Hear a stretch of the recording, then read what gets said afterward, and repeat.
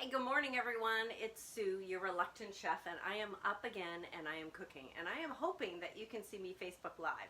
So I am coming live hoping to figure out the challenge that Facebook has clearly thrown the gauntlet down yesterday and made some changes. So what am I doing this morning? I got this morning, I put my 12-inch skillet on the stove and I started cooking some bacon in it because bacon fat is always a great base for breakfast, right?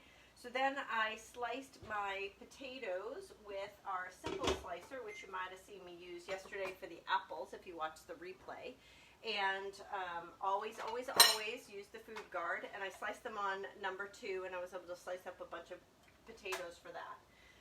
Then I took a can of beets, and I used our smooth edge can opener, which goes on the top of the can, not the side.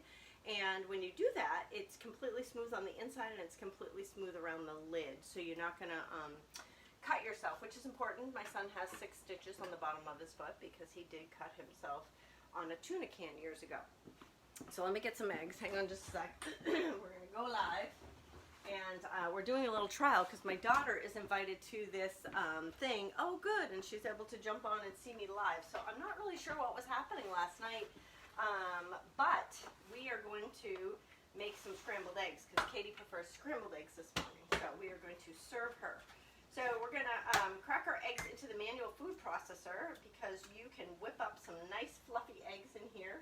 Sometimes I do it in the whipped cream maker if you want some really fluffy eggs, but I have whipped cream in my whipped cream maker because I made this yummy drop biscuits the other day. Katie will tell you, Chris will tell you. It was so funny. We were supposed to have strawberry shortcake the first time, but Katie and I were eating chicken soup, and we ate so many biscuits just with the chicken soup that we had no room left to do the strawberry shortcake. So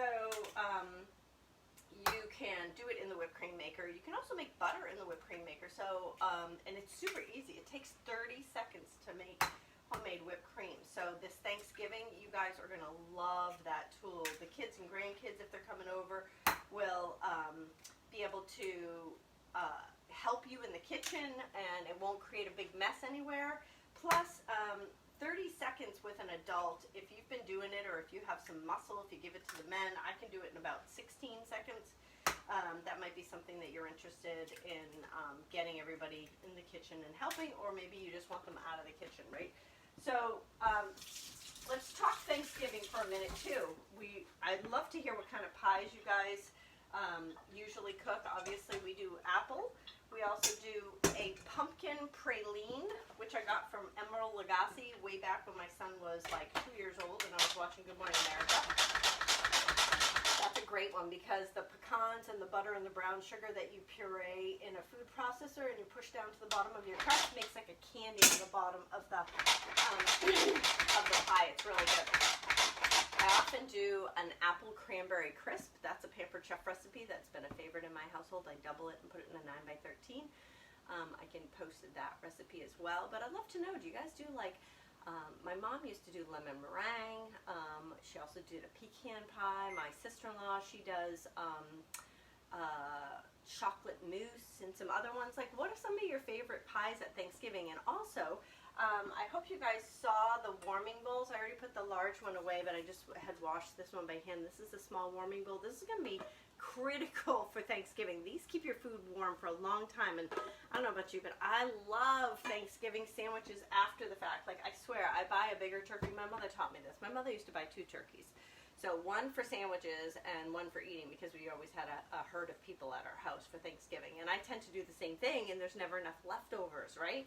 So that's one of the things. I'll be plugging in my extra freezer so that I can bake up bunches of rolls and pies and things like that, and you can make extras and freeze them because as the reluctant chef, I really don't like to cook, but I figure if I'm going to cook, I might as well do it in bulk, right? Lots of cookie dough, and then you can just pull them out a little at a time and cook them. Lots of chili, lots of soups, things like that, and then just pull them out and microwave them when you don't feel like cooking. So if you're like me, I've got some great power cooking recipes, but if you really enjoy to cook, we've got some great new tools that you're going to love. And this enamel cast iron, it's beautiful and it heats evenly. It's so amazing.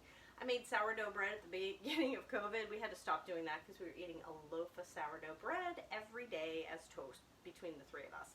So the COVID-19 was almost COVID-19. We had to stop that. So, but I really want to make another loaf of bread in that new Dutch oven. So let me know if you are bread makers as well, and I'll send up some recipes. Thanks for watching.